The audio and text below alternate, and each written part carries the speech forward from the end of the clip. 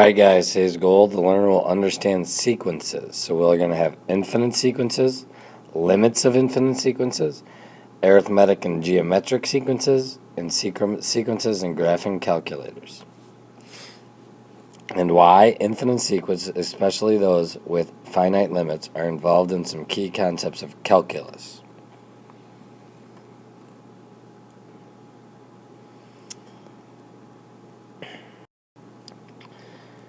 Let a sub n be a sequence for real numbers and consider the limit as n approaches infinity of a sub n.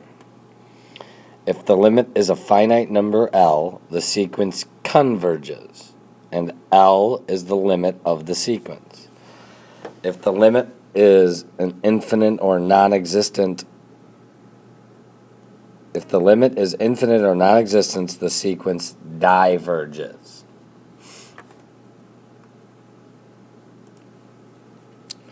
Alright, so if it has a limit, it converges at it. If it doesn't have a limit, it diverges, okay? So it says, determine whether the sequence converges or diverges. If it converges, give the limit. Alright, so looking at this graph, do you see how as x goes to positive infinity, what is n approaching and getting closer and closer and closer to? 0. So it converges and has a limit of 0. Okay?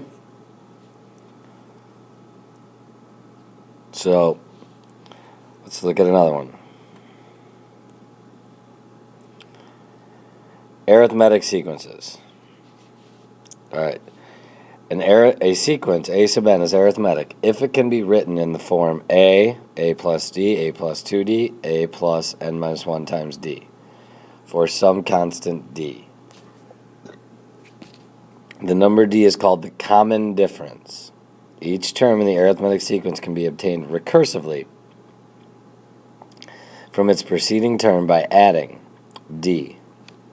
So a sub n equals a sub n minus 1, meaning the previous term, plus d, for all when n is greater than or equal to 2, because you have to have the first term. Okay? So this is your recursive rule. Your explicit rule is this.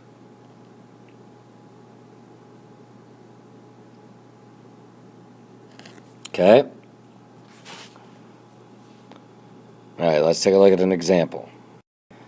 Find the common difference, the 10th term, a recursive rule for the nth term, and the explicit rule for the nth term. Okay, so common difference. 1 minus negative 2, 3. 4 minus 1, 3. 7 minus 4, 3. I'm just checking to make sure. So, common difference, 3. The 10th term, well, you could keep adding or come back to that. Find the recursive rule. Well, recursive rule, previous term plus 3. Explicit rule, a sub n equals first term plus n minus 1 times 3. So that equals negative 2 plus 3n minus 3. So 3n minus 5.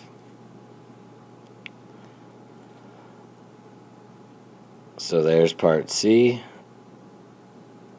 There's part D. Part A.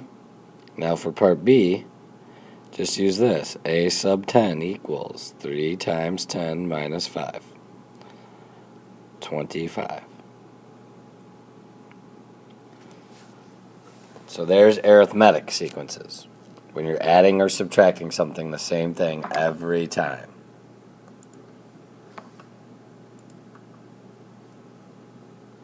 Let's look at another example.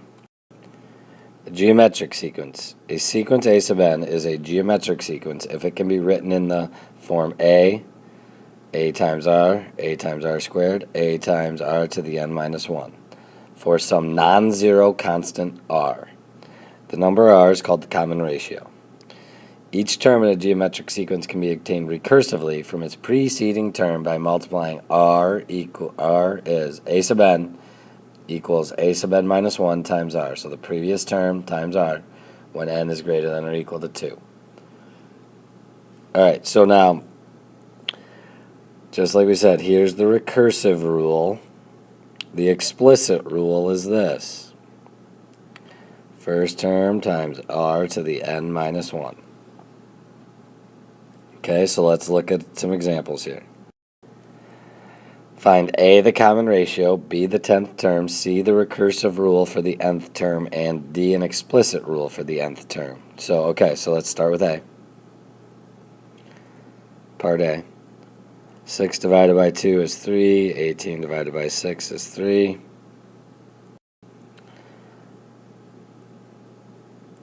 Except I wrote 18 divided by 3. It's 18 divided by 6 is 3. So we know r is 3. So there's part A. Part B, we're going to skip C. A sub n equals the previous term times 3. Part D, explicit rule.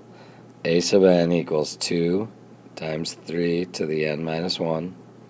So part B, a sub 10 equals 2 times 3 to the 10th minus 1. So we would get